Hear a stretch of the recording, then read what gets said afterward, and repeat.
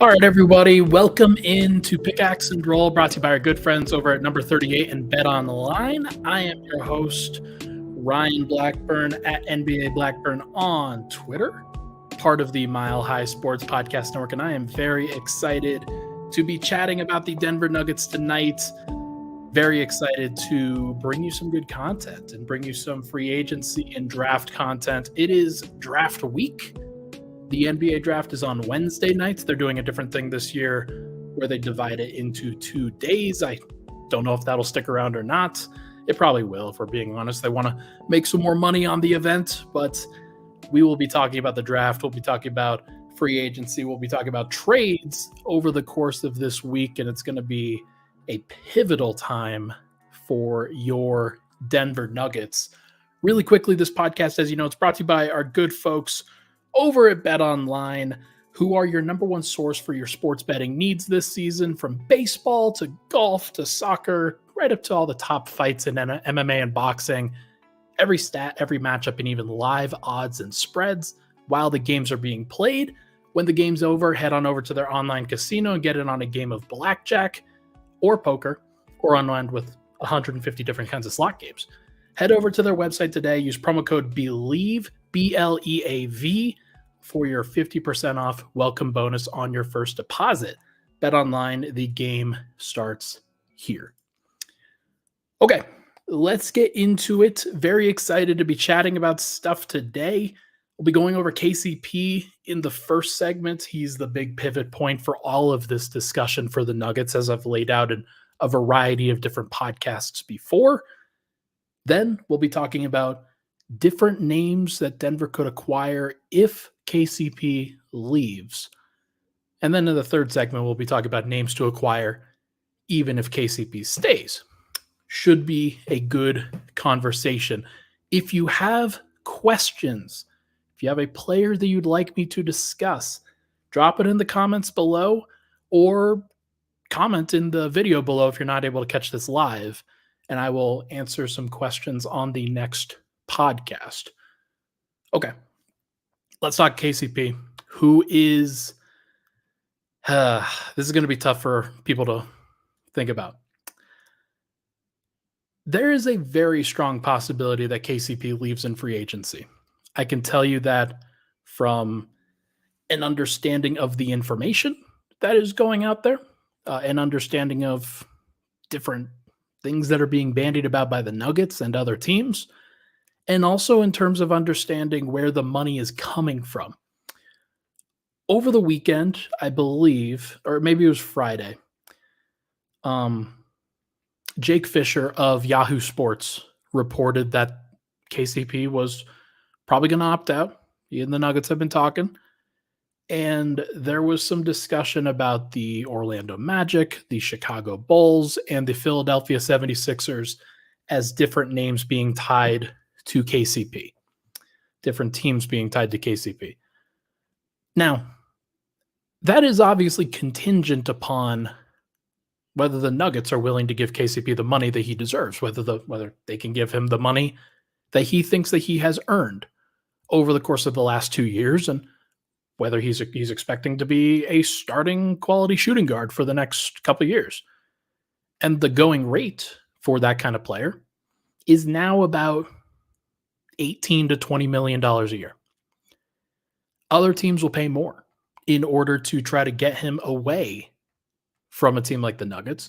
And there are teams that have cap space, namely the Magic and the Philadelphia 76ers, that are interested in trying to lure him away from the Nuggets to add to their own team while also making a contending team worse. Obviously, KCP's fit is very important for what the Nuggets have done over the course of these past couple of years. They don't win a championship without him. And so it shouldn't come as a surprise to anybody that he is a sought-after name in free agency, especially when some of the top-tier names that are out there, guys like Paul George, DeMar DeRozan, they haven't won anything. It's not even a guarantee that those guys are better fits for a championship team than a guy like KCP, where there's already proof in practice. Sure, those guys might be better players, and there are better players out there than KCP, but there are very few tried and true proven championship contributors. And so that's why KCP gets so much attention. Now, Denver can bring him back. They can choose to pay as much as they want to in order to bring him back. But there are other teams that are going to try to outbid Denver. The Nuggets are currently trying to come up with a contract extension that they can give out to KCP. And they're probably not going to come to an agreement because that number that they'd be agreeing to would mean that KCP has to opt into a $15.4 million player option. And then you get some raises beyond that. That's not really like feasible for him when he's getting numbers that are north of 20 million annually in terms of offers. I think that Denver's not going to get much of a hometown discount. There's a certain number that they can meet that they will try to. But I also know that KCP likes it here. He has enjoyed it here. He didn't choose to play in Denver, though. And players get very interesting when it comes to free agency, where there are certain choices that they want to make. If you remember, Jeremy Grant was a player that the Nuggets traded for, that they thought, oh, they'll just re-sign him. And then his priorities kind of changed. He had some stuff that he wanted to accomplish in Detroit, and then got traded to Portland and signed a big contract there.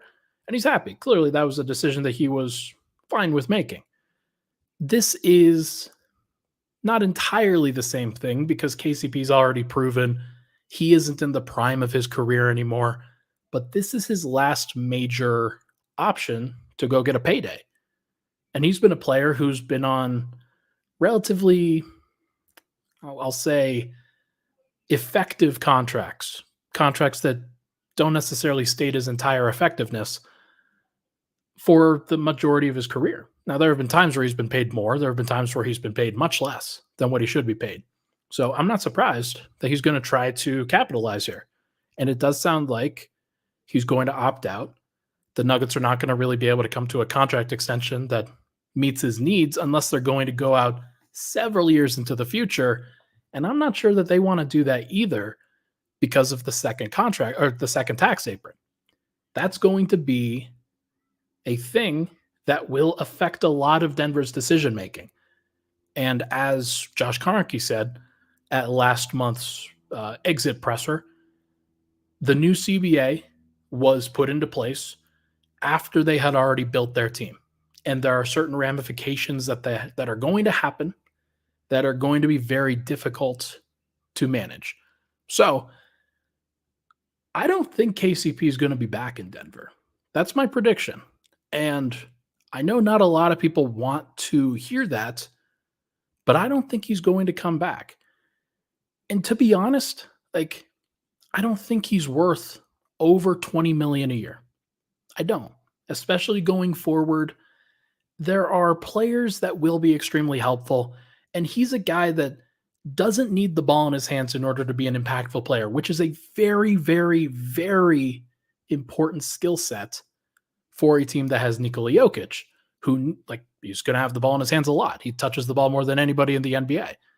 And then playing next to a guy like Jamal Murray, you've never heard KCP complain about defensive assignments, not getting enough touches, anything like that. So there is a value to that. Let me be clear. But there also are certain things that the Nuggets need. They fell short this last year. The formula that they put together this last year did not work. And it was a more defensive team around very few offensive creators. 4 of them to be exact. Jokic, Murray, Porter, and Reggie Jackson. Now, maybe the plan works if you have better creators. Maybe if Murray plays better or Porter plays better or Reggie plays better in the second round, then we're not having this conversation. But the plan didn't work, and I think the Nuggets need a better contingency than they had in order to try to solve that. And the easiest way, bar none, the easiest way for them to find a tenable solution to that is to let KCP walk in free agency. The reason is because of the aggregation rules about the second tax apron. Denver cannot trade multiple contracts if they keep KCP. The second tax apron actually limits your ability. Like the max that Denver could trade from a money standpoint, the salary standpoint, is Zeke Najee's $8.89 million contract in 24-25. They can combine contracts if they're below the second tax apron, but they can't do it if they're already in it. So that's a really big pivot point. And Denver's got some money. Reggie Jackson just opted into his player option today. That's a big deal for Denver in terms of matching salary. They are not going to be able to build a good trade package unless KCP opts out.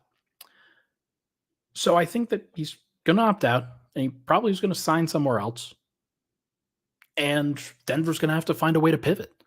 And so in my article earlier today, I wrote about 25 different names that the Nuggets could target in free agency and in trades.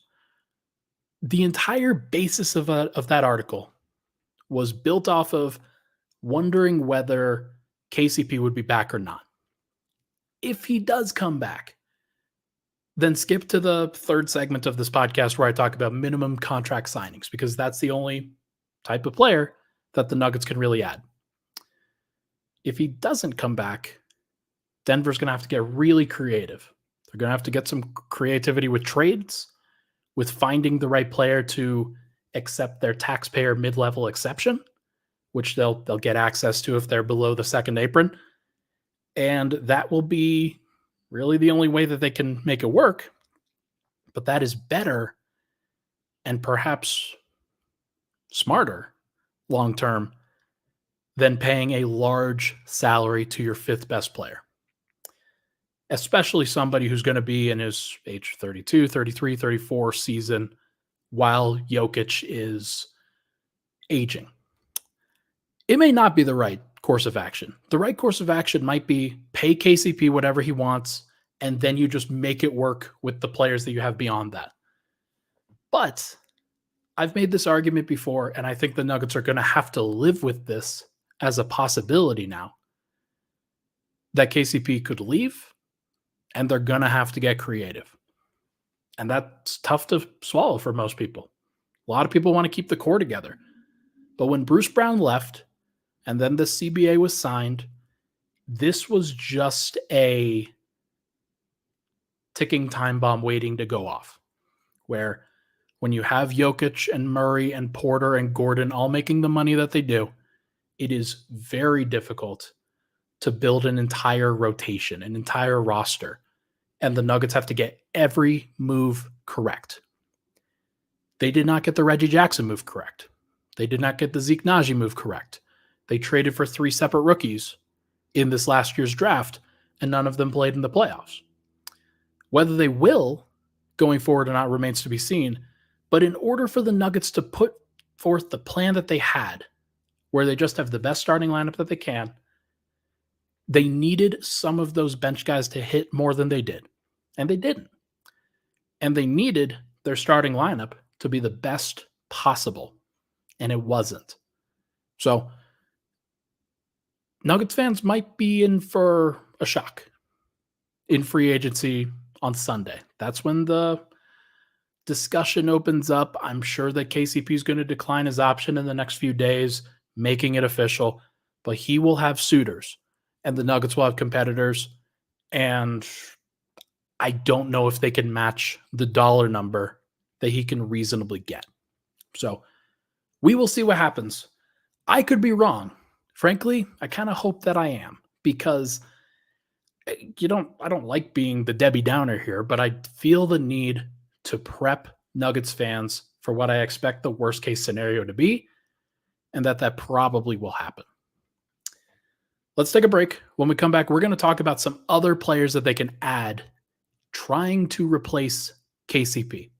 We will be right back. But first, I have to tell you about number 38, the affiliate host of Denver Stiffs and Mile High Sports watch parties. Very awesome venue. Really excited to be there. been there for pregame podcasts, postgame podcasts before, and also just to hang out and have a good time. They've got a very friendly staff, very friendly ownership, really awesome guys, and just very, very impressed with what they've got going on there. So if you're looking to have a good time, head on over to number 38 in the Rhino area. Go get some drinks, go get some beers on tap, and go get some brunch. Lots of good brunch selections there. We'll be right back on Pickaxe and Roll.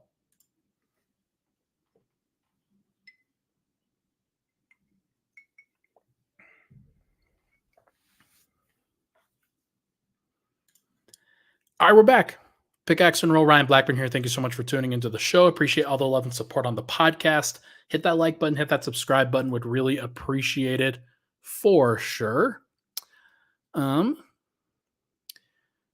Earlier I saw, from True Teller, he asks, so how Boston is okay going into the second tax apron? Well, they've got 6 players, and one of those players that they have is Al Horford, who is a better 6-man than what the Nuggets have right now, and he's making $10 million.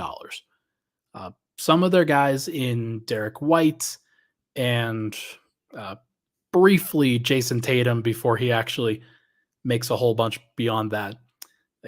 They're going to get very, very pricey really, really quickly. And also the back end of their roster looks a lot like Denver's, where they're piecing together a lot of different things. I've gone over Boston before and how they built their team, what it looks like in comparison to Denver.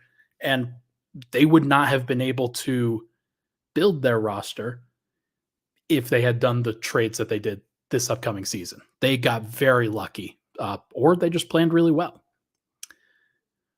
Okay. Let's go over some names. Let's go over some players that I think Denver could add in place of Kentavious Caldwell-Pope. Let's say he takes a trade option, or not a trade, like a different offer, a free agency offer from the Orlando Magic have been seen as the most dangerous team. Let's say he takes a big contract from them. Here are 5 players that Denver would have to aggregate salaries in order to trade for, that I think could replace KCP in some way. Number 1 is Bogdan Bogdanovic. If you followed me on Twitter, X, then you would have seen some of the posts that I had yesterday on trying to add Bogdanovic. He makes $17.2 million.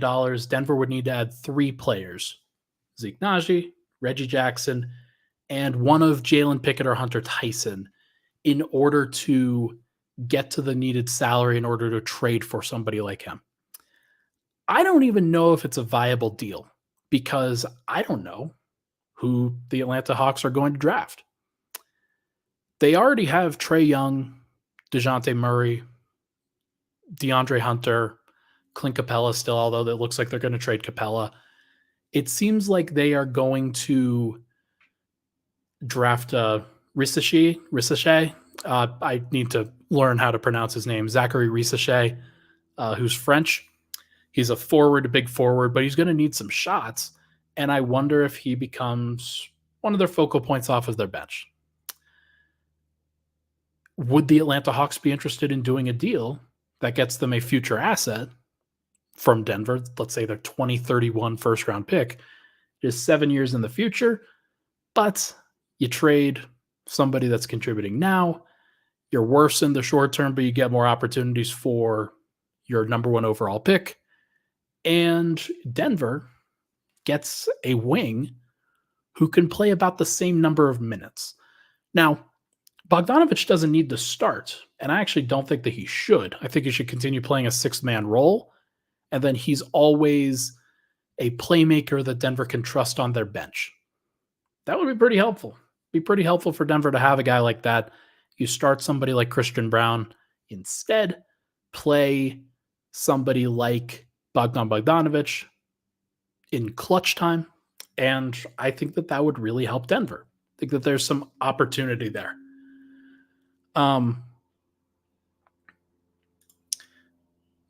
Here's a Nuggets media kind of targets Bogdan and Unity, but I wonder if there's anything real to it. Like, it's all pure speculation. It is. But I don't know if Calvin is that interested in somebody like Bogdan Bogdanovic. It is my job, though, to sort of predict and forecast and try to come up with different names that Denver could actually try to add.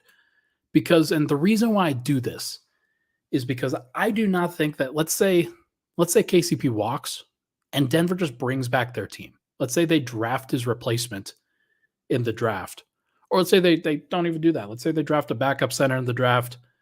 They keep Reggie Jackson around. They keep Zeke Naji around. They just elevate Christian Brown to the starting lineup. They elevate Julian Strother and Peyton Watson in their roles, yada, yada. Is that good enough? Is that a good enough team? I don't think so. Denver lost already. I don't see any reason why letting KCP go and then just adding organically with the players that you already have is a good idea. I think it's actually a horrible idea because I think that Denver's roster was already not good enough to win the title, realistically. And I think that they need to get better. And the way to get better is to add players. It's to add talent. It's not just to let it go. So I'm going to try to come up with some names. Names like Bogdan Bogdanovic, who isn't necessarily, like, it's my job to forecast it. He's 31, 32. He doesn't fit into Atlanta's plan for their long-term, like, for their long-term salary. So might not be the worst idea to try to make a deal. Same thing with Jordan Clarkson, who is rumored to be on the move. Somebody that the Utah Jazz might decide to trade. Very similar to Bogdanovic. He would definitely come off the bench in this case. He'd be Denver's sixth man, their scorer. Basically Bones Highland, but good. I could see that working, but he's not necessarily a playoff player. He'd be more of a regular season player.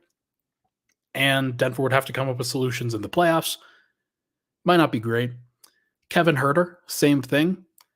He is rumored to be on the move as well, or at least somebody that the Sacramento Kings are dangling. I wrote today in my column that I think that Huerter is a good candidate to be traded, but also a pretty solid player who might just need a change of scenery.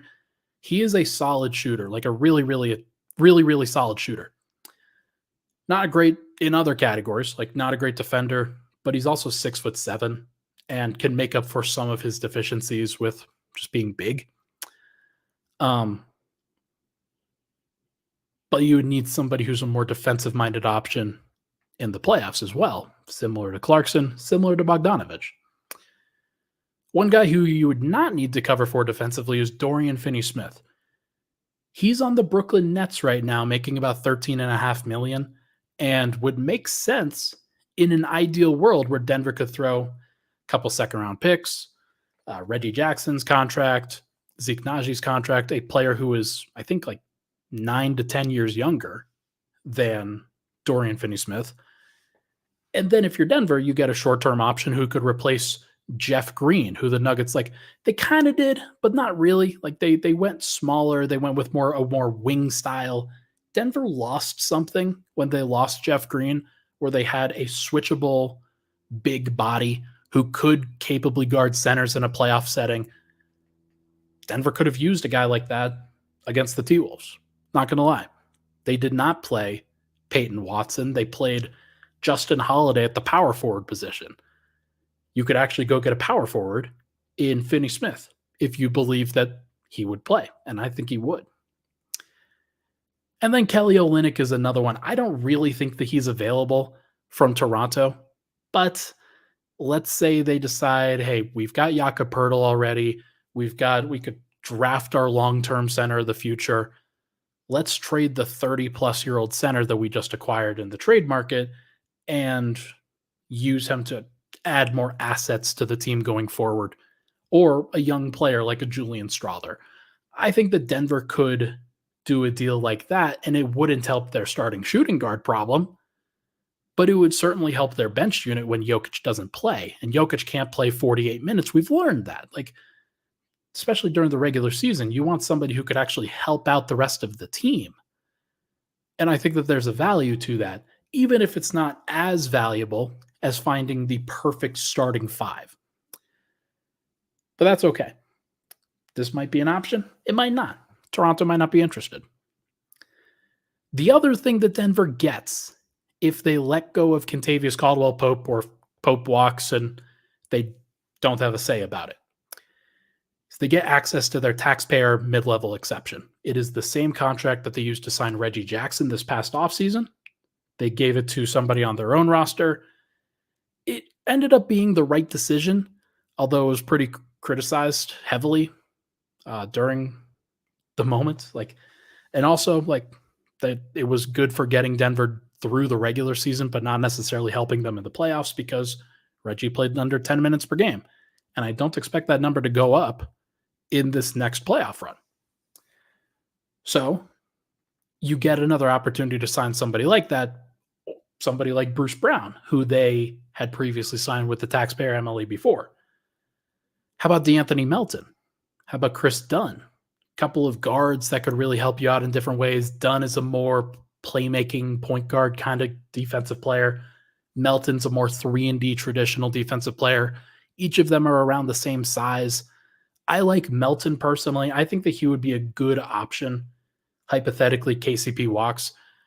I would offer the starting shooting guard spot to DeAnthony Melton. I think he's that good. I think he would be a great pairing with Jamal Murray.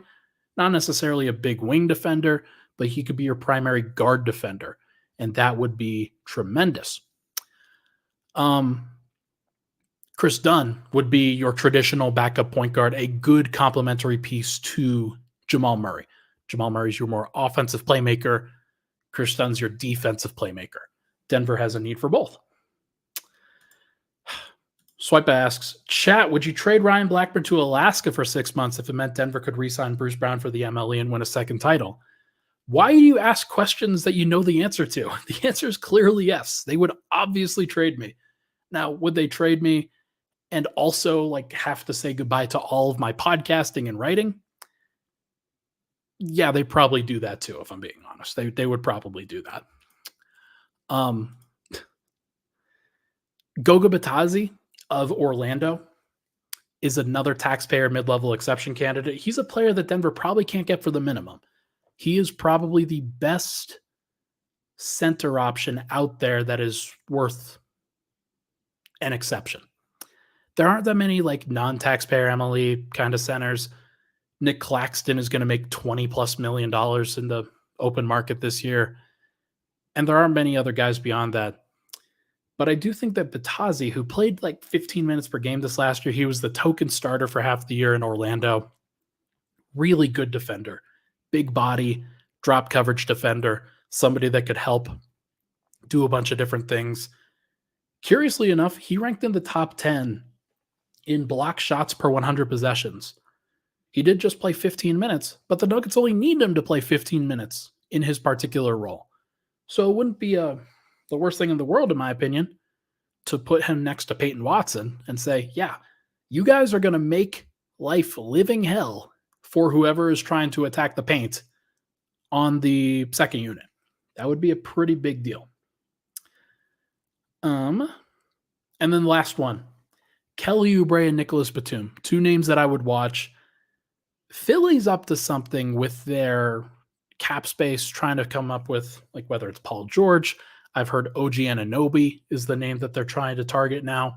But even if it's KCP, even if it's, somebody else who makes a lot of money, it's possible that they let some guys fall through the cracks, like a Kelly Oubre, like a Nicholas Batum. I expect them to sign maybe both of those, but maybe one of those guys. If you could find an opportunity to sign the other to your taxpayer mid-level, that would be a great use of money. Oubre's the scorer off the bench that Denver could need, or he could also start in place of KCP and do a lot of the same stuff. And then Nicholas Batum would be a fantastic fit in Denver's rotation and style. He would be so helpful. I would love seeing Nicholas Batum in a Nuggets uniform. He'd be so good. I don't even know if he would move to Denver. He's probably retiring if he's not playing in Philly. But if there's a possibility to get him, Denver should try.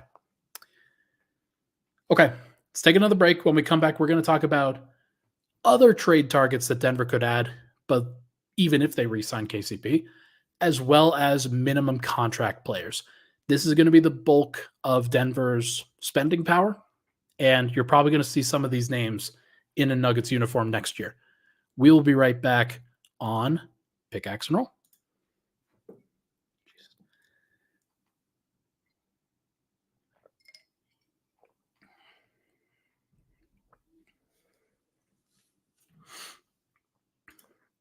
Back at it, final segment, Pickaxe and Roll. Thank you so much for tuning into the show. I nearly spilled my entire water cup on my PS5 over here. That would have been horrible. By the way, if you want to sponsor a podcast, would love to talk to you. Love to talk to you about being said sponsor for this podcast. That would be pretty cool. Okay, final segment. Let's chat about minimums. But before we talk about minimum salaries, I want to share some trade targets smaller than 9 million. 4 names come to mind for this. The first is Ayo Dosunmu of the Chicago Bulls. The Bulls just traded for Josh Giddey. They traded Alex Caruso for Josh Giddey straight up. It was a stupid deal. I don't know why they did it. I can, you look through a fund mirror and you can squint and kind of see Josh Giddey being a helpful piece of Chicago's future, but they are still at the early stages of trying to figure out an actual rebuild strategy. They haven't even fully committed to a rebuild yet. Are they going to? Is that on the table? If so, can we have Ayo Dosunmu? Can the rest of the NBA have what is a very, very good player? I consider him to be the platonic ideal for Bruce Brown. The new Bruce Brown, if you will. Somebody who's making way less than they probably should be, would fit really well next to Jokic, next to Murray, in place of Murray, in place of Michael Porter, guys like that. Ayo would be so, so good. And if Chicago is willing to do deals like Josh Giddey for Alex Caruso straight up, then they might be willing to do Zeke Naji plus a couple second-round picks for Ayo Dosunmu. Who knows? He's also a player that Denver could get if they retain KCP.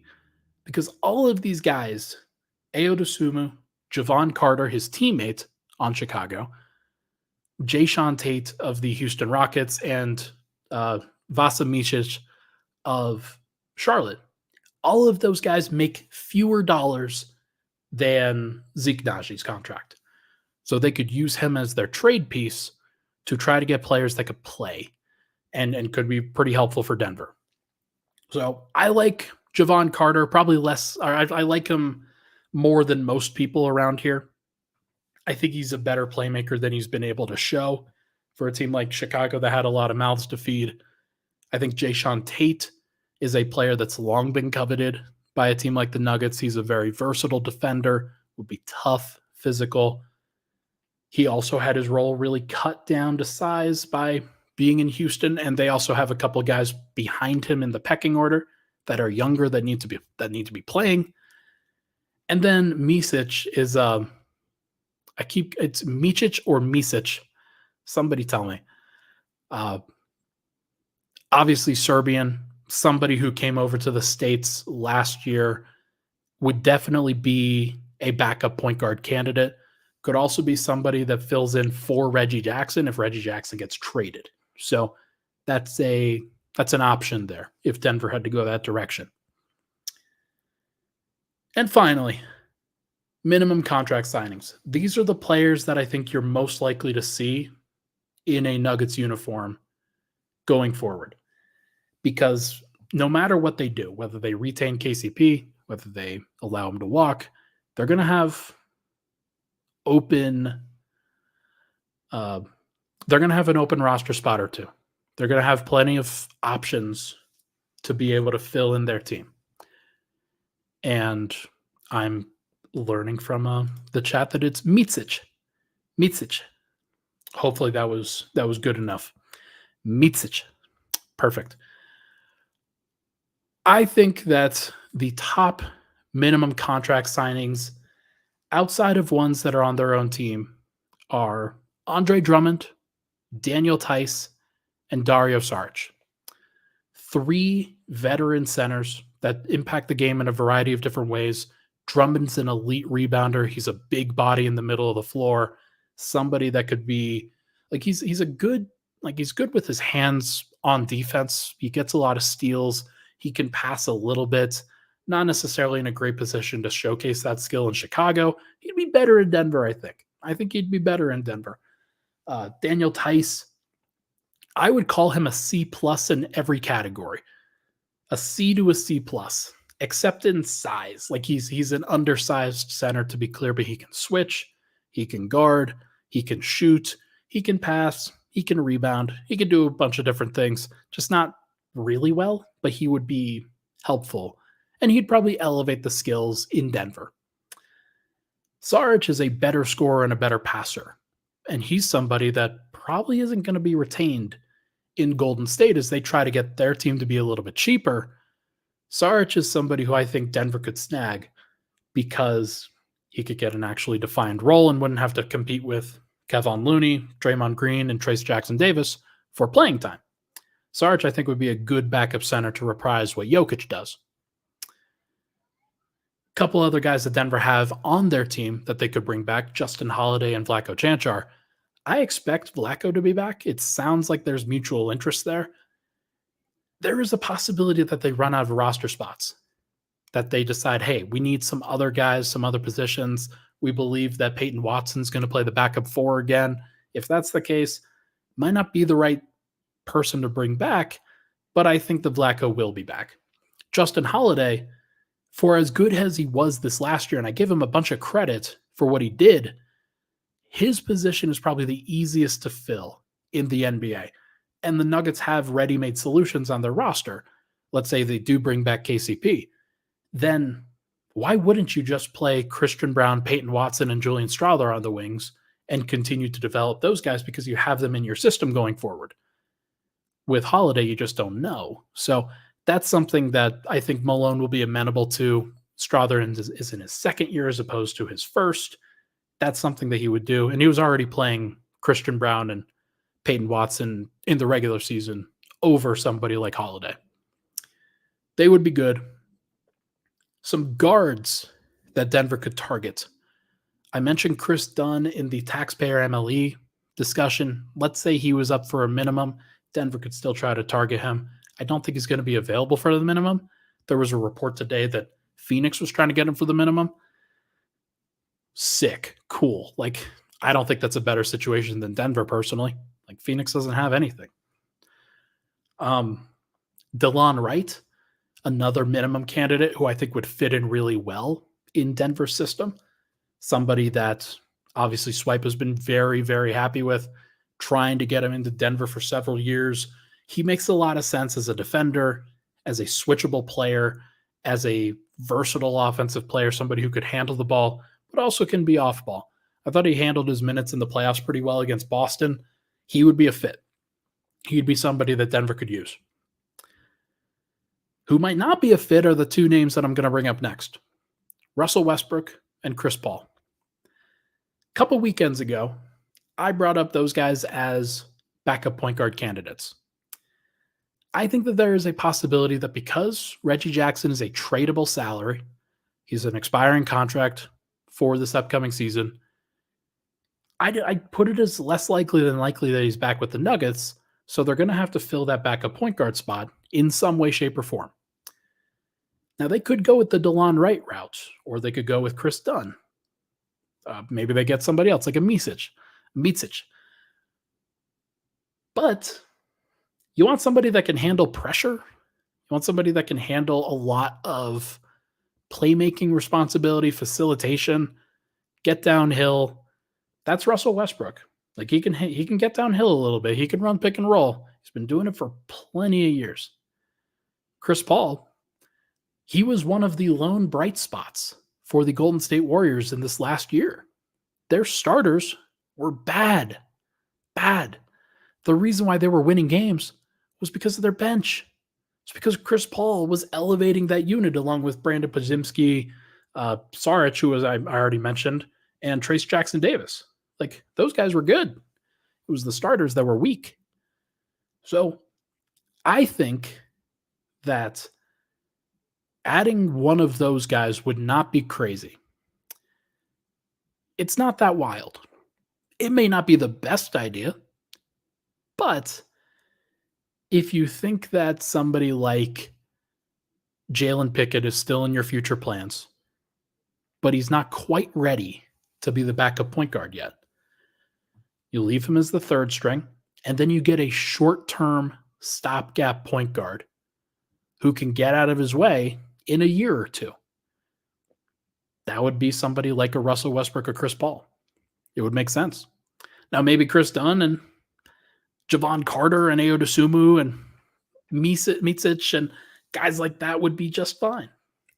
But I also think that there is something to be said for a Russell Westbrook or a Chris Paul, because what Denver needs with their second unit is somebody to hold on to the playmaking responsibility. They don't have somebody who could do that. So I think that there is merit to it for sure. And two final names, Gordon Hayward and Jay Crowder, veteran options. One's a little bit more of a playmaker scorer in Hayward than somebody like a Crowder, who's more of a spot up guy, a 3-and-D option, tough rebounder, gritty. Those are two options that Denver could add to the end of their bench to play a similar role that Justin Holiday did. Maybe they're not every night guys, but they would play in a playoff situation because they've got veteran experience. Wouldn't be the worst idea in the world. Could they replace Jeff Green in a playoff rotation? Maybe. It wouldn't be that crazy. I think that Denver should be continuing to try to commit to Peyton Watson and play him as much as possible. So I'm not as wild about those kinds of options. But Peyton Watson played 0 important playoff minutes in the second round of the playoffs. They need somebody in that front court that can. So if it isn't a backup center, then maybe it's a versatile forward. And that could be Hayward, that could be Crowder. Wouldn't surprise me in the slightest. Okay. Seen a lot of different reaction on my Russell Westbrook and Chris Paul stuff. Seen a lot of different reaction on Micic. Sarge is a good player, and he's friends with Jokic, and their wives hang out. Like I said, he would fit in. He would definitely fit into what the Nuggets are doing. Who else? Jokic will be a Nugget for life, I expect. I don't think he's going anywhere either. I don't think anybody that's seriously wondering whether Jokic is going to be on another team, he's not going to be on another team. He signed a Supermax contract with Denver. The Nuggets are going to continue to try to build the best possible team, but we can debate on what that team is. And that's the thing, is there are a variety of different ways that Denver can approach this. Like I said at the beginning, I do not think that KCP will be back. But if he is back, if Denver does retain him, it makes things a lot simpler. They're going to have the 28th pick in the draft. They're going to have minimum contracts. All you have to do, maybe you make a small trade, like I said, Zeke for Micic or somebody of that nature, Jayshawn Tate. Maybe you do Reggie for somebody, and that's a better option for you. But the offseason becomes a lot simpler if they can retain KCP. I just don't think that they're going to. I think that they are willing to take a chance on their young guys. And honestly, I don't know if it's the worst idea in the world, because in order to actually facilitate real growth for those guys, you need to put them in uncomfortable positions and force them to grow. Christian Braun, I made this comparison to somebody offline. You remember when Dante DiVincenzo became the Milwaukee Bucks starting shooting guard next to Drew Holiday, in between Chris Middleton, Giannis, guys like that? He was great. He was very, very helpful. And then he got hurt, and then they traded him, and then he wound up in New York in his 5th or 6th season and became a very valuable player. Christian Braun's kind of like that to me, where he's somebody who people are going to have hesitations about starting him, but it might be the right time. And if he can give you 85% of what KCP gave you, And you can also improve your bench in the process, make your team a little bit more balanced. I don't know if it's the worst idea in the world. It might be. I'm willing to be wrong about that. But I do think that there is something to be said for it. Everybody, that is going to do it for this episode of Pickaxe and Roll, brought to you by our good friends over at number 38 and Bet on the Line. Thank you so much for tuning into the show. Hit the like button, hit the subscribe button on the way out. Depending on what happens tomorrow, if there's some news that pops up, I will certainly podcast tomorrow night. Swipe and I have got some content that's coming out over the next few days, so make sure to take a look for that. The draft is on Wednesday and Thursday, and free agency starts on Sunday. That's when all the scuttlebutt's going to come out, and you're going to have the big old rush of transactions. It's going to be crazy. Everybody, thank you so much for tuning into the show. Hit that like button, hit that subscribe button. We'll talk to you guys very soon.